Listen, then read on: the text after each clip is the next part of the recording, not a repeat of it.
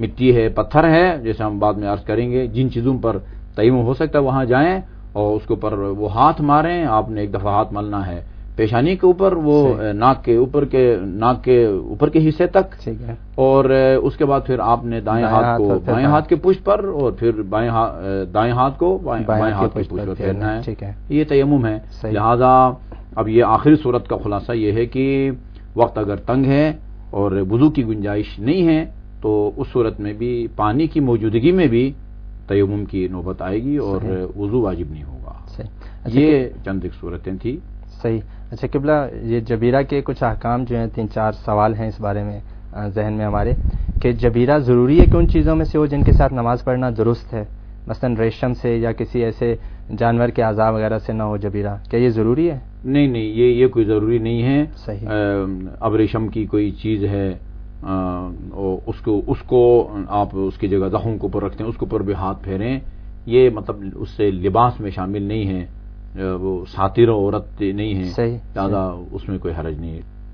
قبلہ، اگر میرے ہاتھ پر زخم ہے یعنی جبیرہ ہے اور میرا وظیفہ اس وقت وضو جبیرہ کرنا ہے، میں نے وضو جبیرہ کیا ہے اور اس پٹی پر یا زخم پر میں نے ہاتھ پھیرا ہے، جی. اب اس پر معمولی سی تری ہے، اسی معمولی تری کے ساتھ ہی میں سر کا اور پاؤں کا مسح کروں گا؟ جی بالکل. یہ جو تری آپ کے ہاتھ پر موجود ہے، صحیح، جس کو آپ نے جبیرے کے اوپر یا پٹی کے اوپر پھیرا ہے، یہی آپ کا وضو کا پانی ہے. صحیح. اسی سے آپ سر کا مسح کریں گے اور اسی سے آپ پاؤں کا مسح کریں گے، نیا پانی نہیں لیں گے. صحیح. اچھا قبلہ، پاؤں کا جہاں وہ حصہ جہاں مسح کرتے ہیں وہاں پر زخم ہے، زخم اس صورت میں ہے، جبیرہ پٹی ہے کہ انگلیوں کی طرف سے کچھ حصہ کھلا ہوا ہے اور کچھ حصہ پاؤں کے اوپر والے حصے سے جوڑ کے قریب کھلا ہوا ہے، تو اس صورت میں کیسے مسح کروں گا؟ ظاہر ہے آپ اتار تو نہیں سکتے، لہذا یعنی اوپر نیچے کا حصہ جو کھلا ہوا ہے اس پر آپ مسح کریں گے، وہ مطلب اس کے جو عام حالات کا مسح ہوگا، اور درمیان کا حصہ جس کے اوپر پٹی ہے اسی کے اوپر آپ ہاتھ پھیریں گے تو یہ آپ کا مجموعی طور پر وضو جبیرہ شمار ہوگا. صحیح. اچھا قبلہ، اگر چہرے پر یا ہاتھ پر چند زخم ہیں فاصلے سے اور ان کے بیچ میں جگہ خالی ہے، تو اس صورت میں بیچ کا درمیانی حصہ دھونا ضروری ہے؟ جی بالکل ضروری ہے، اس لیے کہ زخم اگر ہو تو جبیرہ کا، چونکہ شروع میں ہم نے عرض کیا تھا کہ جبیرہ نام ہے اس پٹی کا جس سے ہم زخم کو باندھتے ہیں، یا وہ دوائی جو زخم پر لگائی جاتی ہے. اگر ایک جگہ کھلی ہے اور اس جگہ پانی کا استعمال نقصان دہ نہیں ہے تو دھونا ضروری ہے، دھوئیں گے، اور جس جگہ اوپر پٹی ہے اس کے اوپر آپ ہاتھ پھیریں گے تو یہ آپ کا وضو جبیرہ ہو. صحیح. اچھا قبلہ، زخم آیا اور زخم میں کوئی ایسی چیز چپک گئی ہے جو پٹی یا دوا وغیرہ نہیں ہے، فرض کرتے ہیں روڈ کے پاس ہم جب زخم ہمارا ہاتھ گھسٹتے ہیں ہم، تو وہ بیچ میں کچھ حصہ اس کا بھی شامل ہو جاتا ہے، تو اس صورت میں کیا یہ جبیرہ کے حکم میں آئے گا؟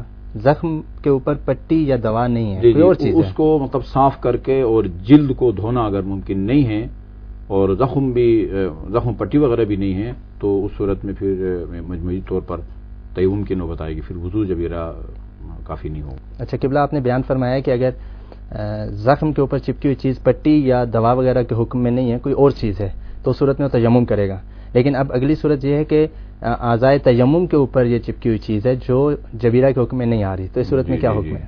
جی اعضائے تیمم طریقے میں ہم عرض کر چکے، پیشانی کے اوپر یا ہاتھوں کے پشت پر یا ہاتھوں کا اندر کا حصہ بھی ہے. اچھا یہ بھی شامل ہے، اس کو بھی تو آپ نے زمین پر وہ مارنا ہے ہاتھوں کو، یہ سارے اعضاء، ہتھیلی بھی ہے اور پشت بھی ہے. یہاں اگر کوئی زخم ہے یہاں پھر دونوں کرے گا، وہ وضو جبیرہ بھی کرے گا اور وہ تیمم بھی کرے گا، تاکہ اسے تسلی ہو کہ ان دونوں میں سے ایک کے ذریعے طہارت حاصل ہوگی.